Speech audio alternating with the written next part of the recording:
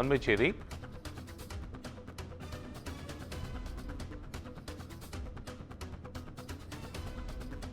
கடந்த 4ஆம் தேதி ஆக்கிரமிப்பு வீட்டை அதிகாரிகள் அகற்ற முயன்றபோது எதிர்ப்பு தெரிவித்து தீக்குளித்த ராஜ்குமார் என்ற இளைஞர் உயிரிழந்திருப்பதாக தகவல் கிடைத்திருக்கிறது.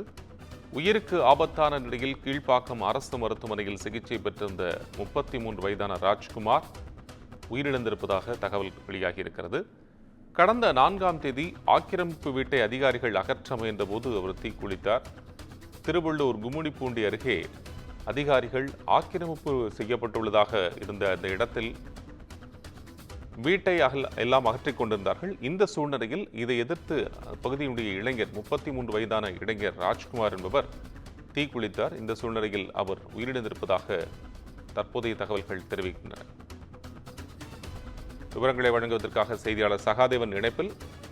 சகாதேவன், இப்ப இந்த தகவல் உறுதிப்படுத்தப்பட்டிருக்கா? விவரம் என்ன? நிச்சயமாக சார். கோபால் சார், திருவள்ளூர் மாவட்டம் கும்மிடிப்பூண்டி அடுத்த தேர்வாலி பகுதியை சேர்ந்தவர் கல்யாணி. இவரது வீடு ஆக்கிரமிப்புள்ளதாக கூறி வருவாய்த்துறை மற்றும் காவல்துறையினர் கடந்த 4ஆம் தேதி ஆக்கிரமிப்பை அகற்ற சென்ற பொழுது கல்யாணியின் மகன் ராஜ்குமார் ஆக்கிரமிப்பை அகற்ற எதிர்ப்பு தெரிவித்து திடீரென வீட்டுக்குள் சென்று உடலில் பெட்ரோல் ஊற்றிக்கொண்டு தனக்கு தானே தீ வைத்துக் கொண்டார்.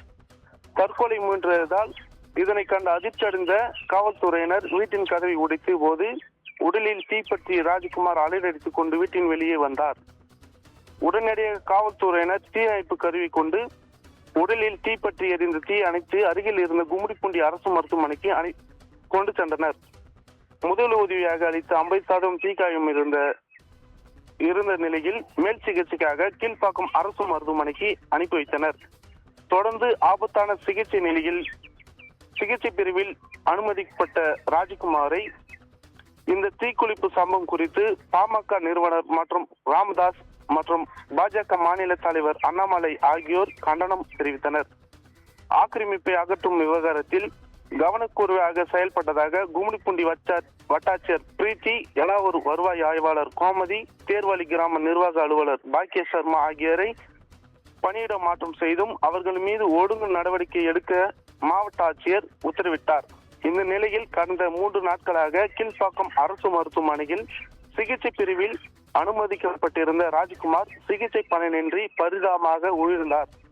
ஆக்கிரமிப்பு அகற்ற எதிர்ப்பு தெரிவித்து தீக்குளித்த இளைஞர் சிகிச்சை பலனின்றி உயிரிழந்த சம்பவம் அப்பகுதியில் சோகத்தை ஏற்படுத்தியுள்ளது சார். நன்றி சகாதேவன், உங்களுடைய விவரங்களுக்கு நன்றி.